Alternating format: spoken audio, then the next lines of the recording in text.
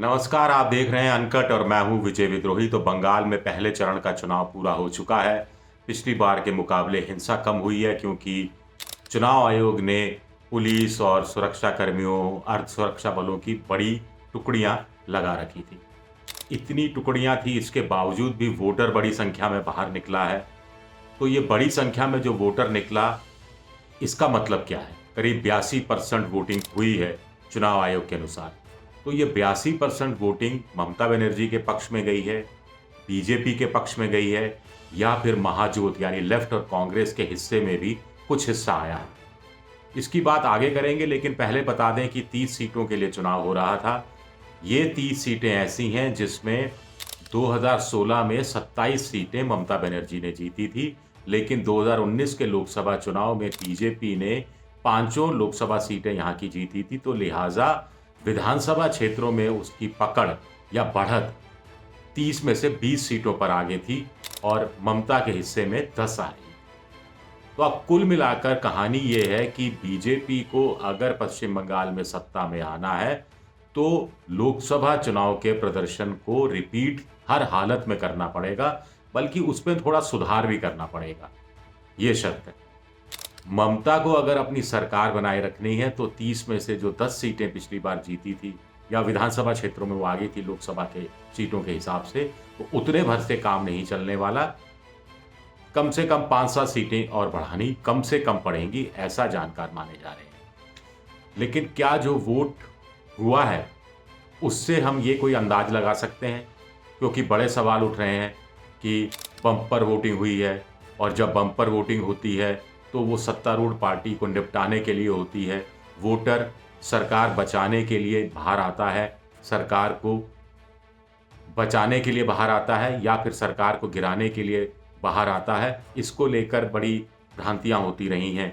मोटे तौर पर कहा जाता है कि जब भारी संख्या में वोटर निकलता है यानी वो सरकार को गिराना चाहता है। लेकिन इस हो हल्ले के बीच हमने पिछली बार के विधानसभा में जो वोटिंग होती रही या लोकसभा में वोटिंग होती रही, पिछले 10 साल के आंकड़ों का अध्ययन किया और करीबन 30 सीटों का अध्ययन किया, तो पता लगा कि आमतौर पर 80-81%, 79%, 80%, 81% बंगाल में वोटिंग होती रही। तो फिर 82% वोटिंग हुई। अब इसमें हो सकता है थोड़ा करेक्शन आए, 82 की जगह 83 हो जाए, लेकिन फिर भी ये इतनी बड़ी संख्या नहीं है जिससे हम इस अंदाज पर पहुंच सकें कि लोग ममता बनर्जी को या तो निपटाने के लिए बाहर निकले या फिर ममता बनर्जी को बचाने के लिए बाहर निकले। बचाने के लिए इसलिए कह रहा हूं क्योंकि जब कड़ा संघर्ष होता है, कांटे का मुकाबला होता है, तो कैडर बाहर निकलता है, और कैडर बड़े उत्साह से जब बाहर निकलता है तो वोटिंग परसेंटेज बढ़ता है। तो टीएमसी का एक कैडर है, एक लेफ्ट का कैडर है, एक बीजेपी का अपना कोई कैडर तो नहीं है, लेकिन टीएमसी से उधार लिया हुआ कैडर है, और सीपीएम से, लेफ्ट से उधार लिया हुआ कैडर है। तो क्या वो कैडर अपनी अपनी जगह बाहर निकला, जिसके कारण वोटिंग परसेंटेज बढ़ा। फिर हम बढ़े पे आ जाते हैं क्योंकि बढ़ा उस रूप में नहीं है जैसा कि माना जा रहा था, और 1.5-2% बढ़ना भी नहीं होता चुनाव आयोग के अनुसार, क्योंकि वोटिंग लिस्ट जब रिवाइज की जाती है तो जो लोग मर गए हैं, जो लोग इलाका छोड़ गए हैं, उनके नाम वोटिंग लिस्ट से हटा दिए जाते हैं। तो ऐसे में वोट परसेंटेज 1.5 से 2% स्वाभाविक रूप से अपने आप बढ़ जाता है। तो इससे हम कोई अंदाज नहीं लगा सकते, वोटिंग परसेंटेज को से हम कतई कोई अंदाज नहीं लगा सकते कि ये बीजेपी के पक्ष में जा रहा है या ममता के पक्ष में जा रहा है। तो फिर अंदाज कैसे लगाया जाए? अंदाज लगाने के लिए हमें, मुझे लगता है कि अगले 1-2 चरण का और इंतजार करना पड़ेगा। लेकिन एक मोटा अंदाज इस रूप में लग सकता है कि वोटर में उत्साह है, वोटर उत्साह से सामने आ रहा है, वोटिंग कर रहा है, चुनाव की प्रक्रिया में भाग ले रहा है।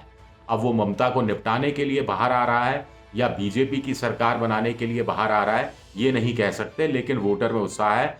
भारी मात्रा में पुलिस बल है, 8 चरणों में चुनाव है, लंबा चुनाव है, और एक ही जिले में 2-2 बार चुनाव है।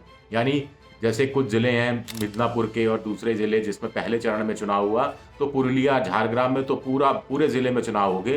कुछ ऐसे जिले हैं जिसमें से मान लीजिए 10 सीटें हैं तो 10 में से 4 में चुनाव हुआ है, 6 में बाकी हैं, 12 सीटें हैं तो 3 में चुनाव हुआ है, 9 में बाकी हैं। तो ऐसा जो टुकड़े-टुकड़े में, किश्तों में जो चुनाव चल रहा है, इसमें अगर मतदाता पहले फेज में 82%, 83% बाहर आता है, तो ये लोकतंत्र के लिहाज से बड़ा शुभ संकेत है। अब भारी पुलिस बल, फिर सेना, अर्धसेना, ये सारी चीज़ें, फिर कहीं आधार कार्ड पूछा जाएगा, कहीं पैन कार्ड पूछा जाएगा, कहीं दूसरा कार्ड पूछा जाएगा और फिर थोड़ा हिंसा का डर, थोड़ा हिंसा की आशंका, इसके बावजूद मतदाता बाहर निकलता है, वोट देने जाता है। तो स्वाभाविक तौर पर मतदाता का उत्साह है और ये उत्साह बीजेपी के खेमे में भी खुशी ला सकता है और ममता के खेमे में भी खुशी ला सकता है। एक चीज़ अभी तय करना बड़ा मुश्किल है। दूसरा, ये बीजेपी खेमे का कहना है कि ममता के लोग रिगिंग करते रहे हैं। इस बार इतनी भारी सुरक्षा में सुरक्षाकर्मी थे तो वो रिगिंग नहीं कर पाए। तो रिगिंग नहीं कर पाए यानी जो वोटर आया उसने मन की बात से वोट दिया, यानी उन्होंने बीजेपी को वोट दिया, ऐसा कह रहे हैं। ये तर्क हो सकता है अपनी जगह ठीक हो, 2 मई को पता चल पाएगा।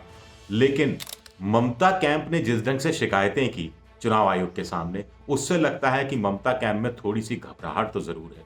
मोटे तौर पर कहा जा रहा है कि मुकाबला कांटे का होने वाला है और ये कांटे के मुकाबले का परिचायक ही पहले फेज में 82% 83% की वोटिंग है।